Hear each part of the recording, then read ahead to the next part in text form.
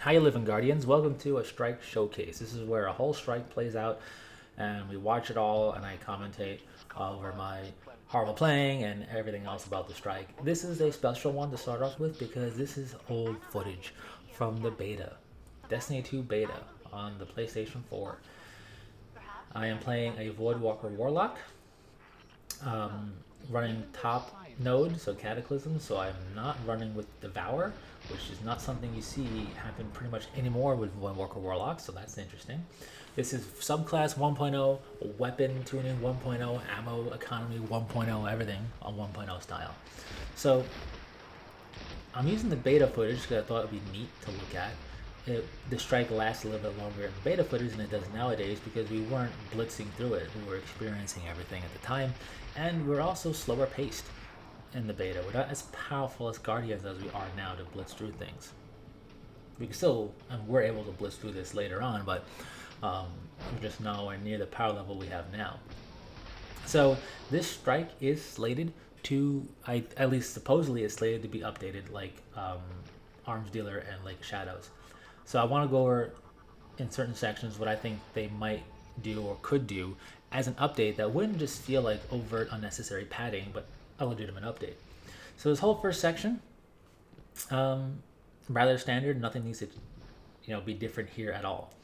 We're gonna get launched to a platform, and this is where we could see the first changes happen. I think that would make the most sense. This platform launch will take us to, well, we're going to launch to a platform that has a active launcher on it. You can kind of see it in the distance there. I think, that will be different in an update. Because right now, if we wanted to, if we were survivable enough and savvy enough, we could blitz past everything and take that launcher immediately. So the most obvious thing to do as an update is to make that launcher inactive until we kill everything and potentially get a second wave as well, because Bungie likes to give us more than one wave to activate something. So that could be the definite thing to do. Or, make the Cabal fight some Vex here. We kill everything and then pick up some Vex energy to activate the launcher ourselves. Who knows? Speaking of that, we're facing Red Legion Cabal. So either it's going to be the same looking Cabal, but they're going to be marked as defectors from Kaido's forces, or it's going to be Shadow Legion. My guess is Shadow Legion. Either way, we would have failsafe on comms with Kaido and potentially Osiris, since it's a Vex boss, would be quite the trio for comms. That would be quite interesting to see them bicker back and forth. This is 1.0 subclass stuff. So 2 different nodes. The Nova Warp node, we didn't get that until Forsaken. Going to Vortex Grenade here. So the top node does not run Devour. It basically has Bloom, which we get in a fragment now. But any case, in Destiny 2 Year 1, once I saw the power of Devour, I pretty much ran that over Cataclysm for the longest time.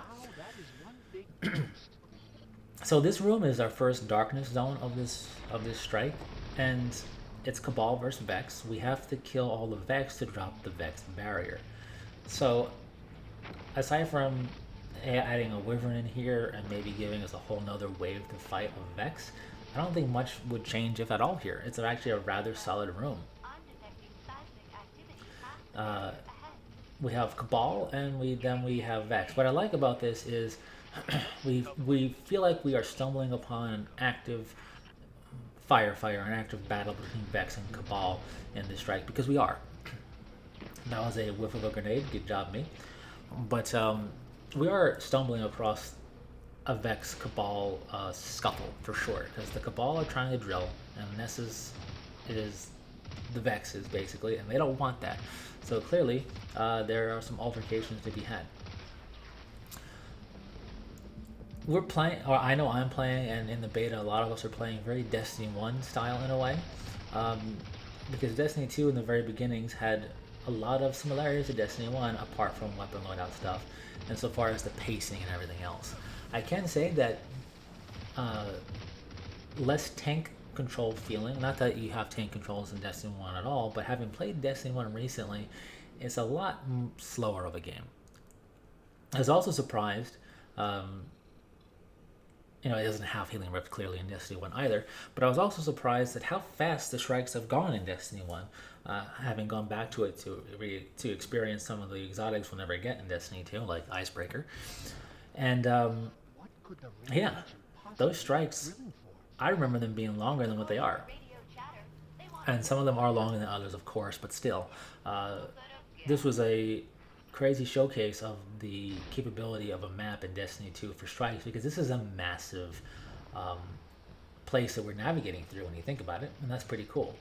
So this section, doing anything to force us through this section will just feel like unnecessary padding. I don't think much is needed here at all.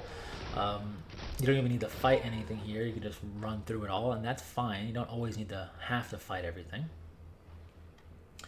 So with that said, sometimes a Drake tank spawns here. I don't really know why. There's no real dialogue for it, and it feels kind of unnecessary, so maybe they can cut that out. The beta had exotics. It had Risk Runner, Sunshot, and Sweet Business. But those were four, or you got those from being in different classes. So Risk Runner was Warlocks, Sunshot was Hunters, and I believe Sweet Business, I can't remember if that was one, but I think it was. I don't know why I want to say Graviton Lance, but I know that was not, pretty sure it wasn't the case. I'm pretty sure it was Sweet Business. Anyways, that was Titans. So this area we typically sparrow through nowadays, and it just despawns everything. But this little battleground section, which kind of like proto-proving grounds in a sense when you look at it, was pretty cool. We had Vex and Cabal in the thick of a fight here. It felt very much like we were getting to the front lines, as it were, of the Cabal's attempts to harvest this planet, or the Centaur, really. But anyways, and that was pretty cool. So nowadays we just sparrow through this without putting up a physical barrier for us to proceed. They could just up the lethality of this area, forcing us to fight things a bit more. Still potentially sparrow through, risk it for that biscuit, but still add more enemies for us to kind of be like, okay, well, might as well kill some of this for breathing room. So we get to this section with two little mini boss stuff, two yellow bars we have to kill to be able to activate launchers. Here is one potential area if they wanted to use Tormentors, like if it was Shadow Legion truly trying to reactivate Red Legion digs, they could throw a Tormentor in here alongside these two yellow bars. And with, Cabal support, because it's a big enough room to do that. And have the Tormentor be here with support. Although I think the next room is a better place to have the Tormentor spawn in solo and be a bigger threat because it's a much close quarters combat situation. Anyways, we just witnessed a non-ranged melee for the Warlock, for Voidwalker. We didn't always have, or never had, a projectile melee for it until Void 3.0, and that's the only melee we have. I really would like to see a more close-in traditional melee for a Voidwalker Warlock as an option, and they could draw some inspiration from the multitude of different Voidwalker melees we've had throughout the years. Anyways, I don't know what I'm doing here. I run out of I think I was testing the Arc Conductor because I was nearly out of Risk Runner ammo, so I figured I'll drain the ammo and see if Arc Conductor lets me still shoot, and it didn't. Granted, it didn't do that, and this is beta, and this is Risk Runner 1.0, right before updating it. Then I shoot some explosive barrels, because why not? But I get green ammo, and that gives me a Risk Runner ammo. That was the ammo economy back in the day. So, quite different from where we're at now. You notice I'm also picking up primary ammo because it wasn't unlimited back in the day either. So this section can be Vex or Cabal. Once you activate the switch, you'll quickly see which one it is. And this would be the ideal room to spawn a Tormentor in, if not that first area. Much more close quarters. They could spawn the Tormentor in by itself, maybe with some War Beasts or something. And they could do it at the end, right? Doesn't matter if we're fighting Vex or Cabal in here. Once we get the percentage to 100% and kill the yellow bar, instead of activating the launcher right away, a Tormentor could come in and we gotta deal with that. I wouldn't mind it. I actually like fighting the Tormentors. They're kind of fun, being different.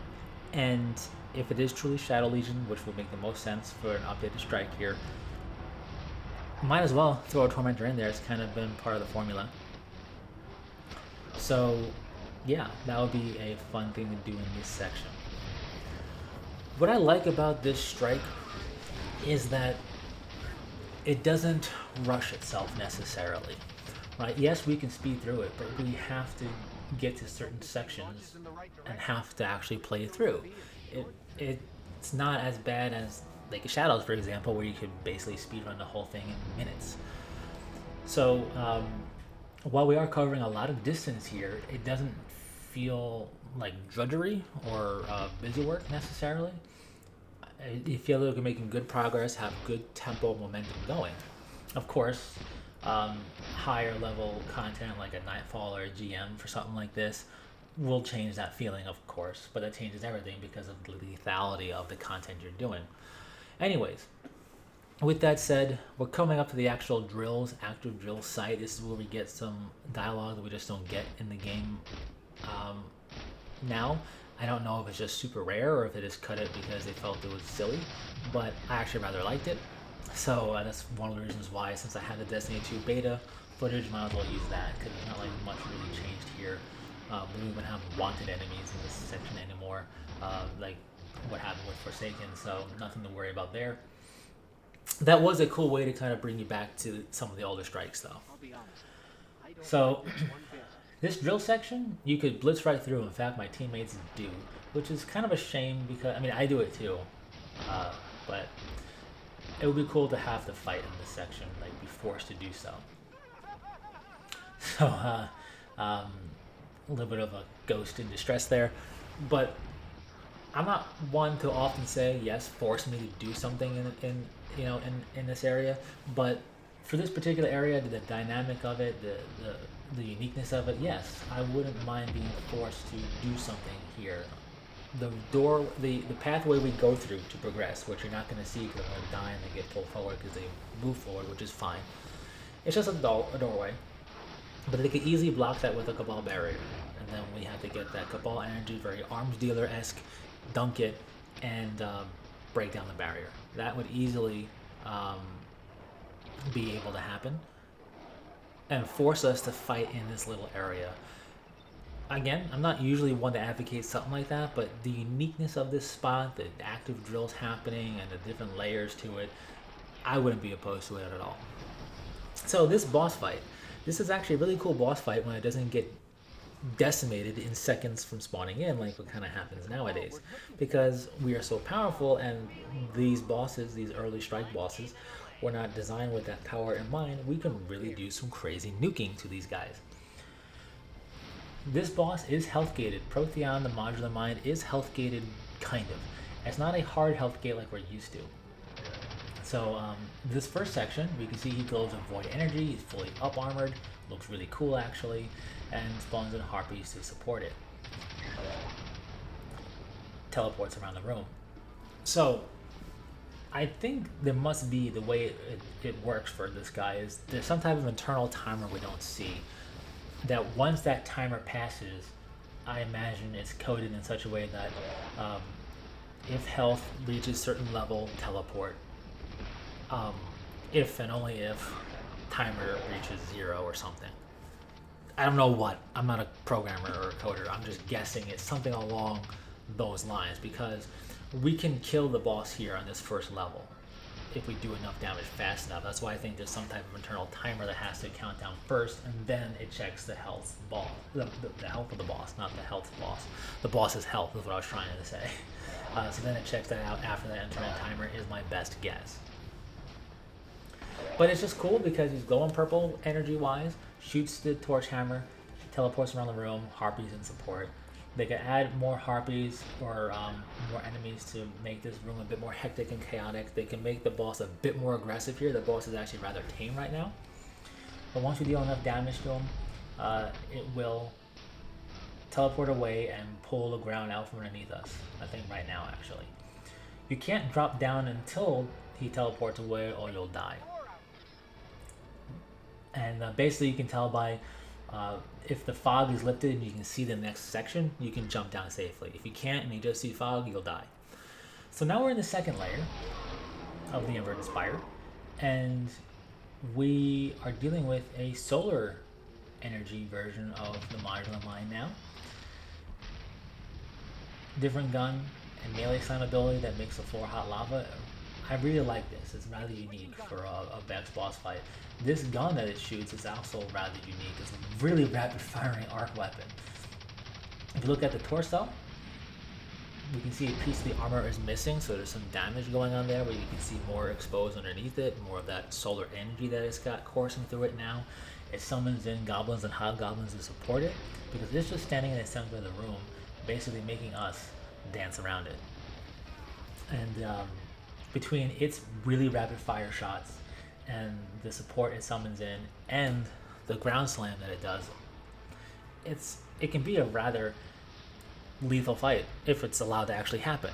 And I think with an update, it'll be made to allow it to happen. The boss will be a tankier boss than it is currently now, and it'll have hard health gates to keep us from burning it down, which I'm not opposed to being able to burn down a boss immediately, but at the same time, when boss fights are fun, and most of them kind of are, I don't mind actually having to play through them. So, like, I don't mind like a Shadows boss not being dead the moment it spawns in. I wouldn't mind Modular Mine lasting throughout the phases as well. So, anyways, if you get too close to the boss, it'll do a normal stomp because every boss does that. I'm using Risk Runner because it's what the Warlocks get as an exotic here, and also those shots charge you up for Arc Conductor, which is very nice. Alright, we're dropping down to the bottom section of the inverted spire. There's radial area all around. We stay on this one platform, and we have to kill the Vex on the platform to get the boss to even spawn in the first place. So that's kind of cool. The boss spawns in. Now it's glowing with arc energy. Again, we can see the torso has that damage on it still.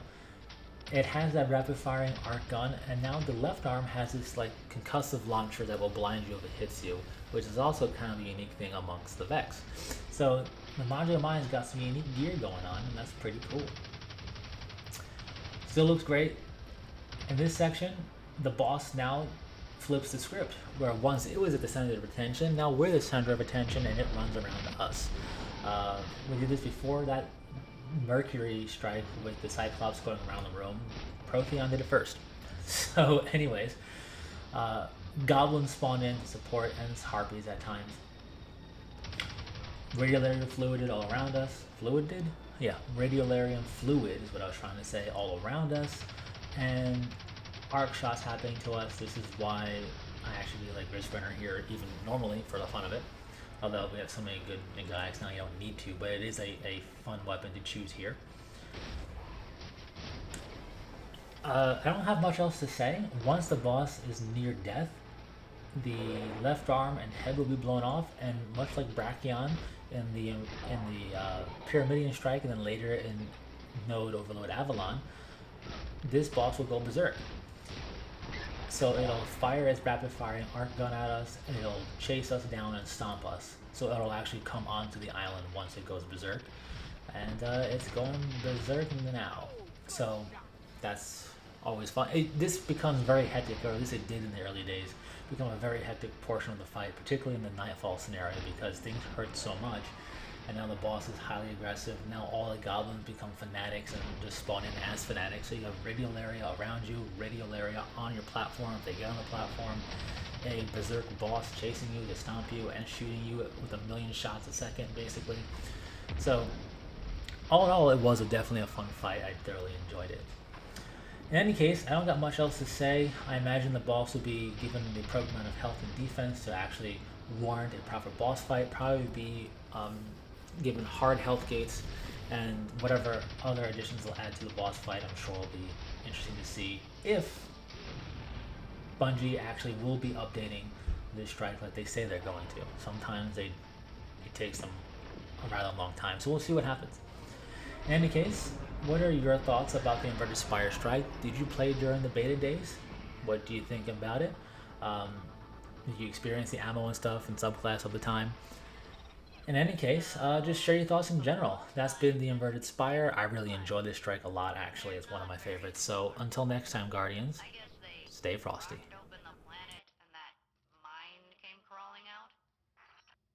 Golden Age computer core, and that's all she came up with? I could have said that. If you'd like my insight, I filed an after-action report complete with 433 tactical notes.